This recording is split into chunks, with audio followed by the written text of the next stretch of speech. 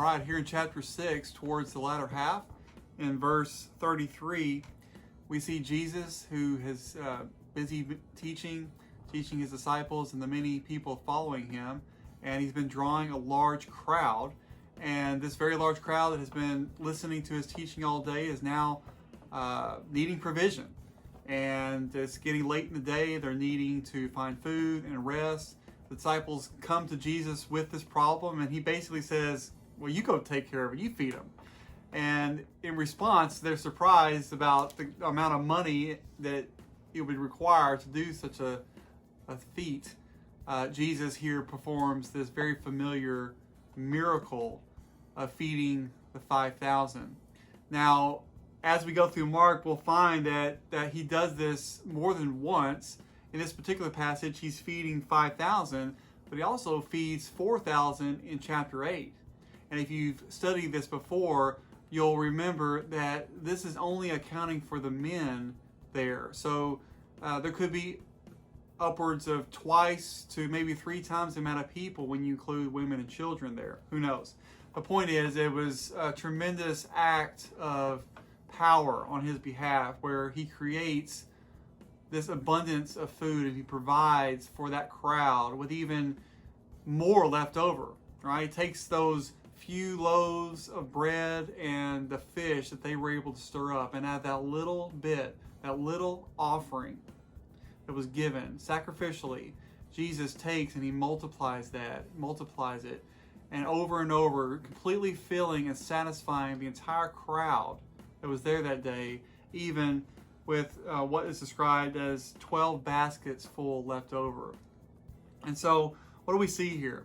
I think this is another connection between Jesus and his greater identity as God.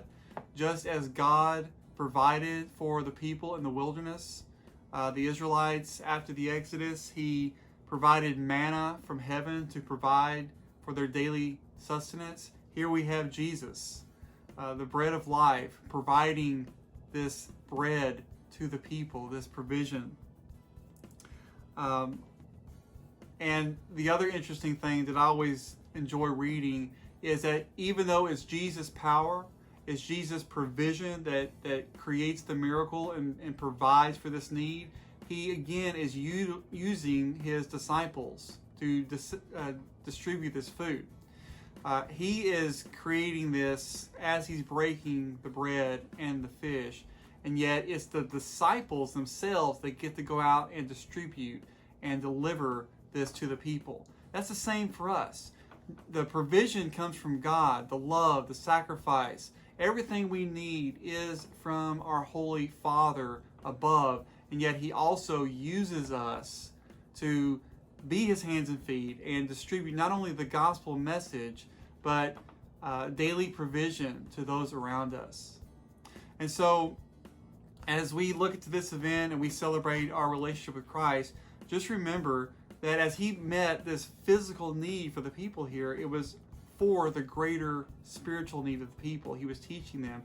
That's the way he always did. He always used a physical need and met that need to point people to their greater spiritual need.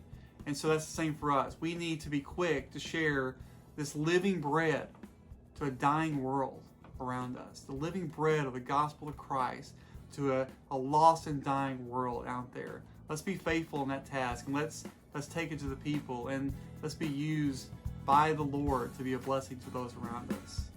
God bless you.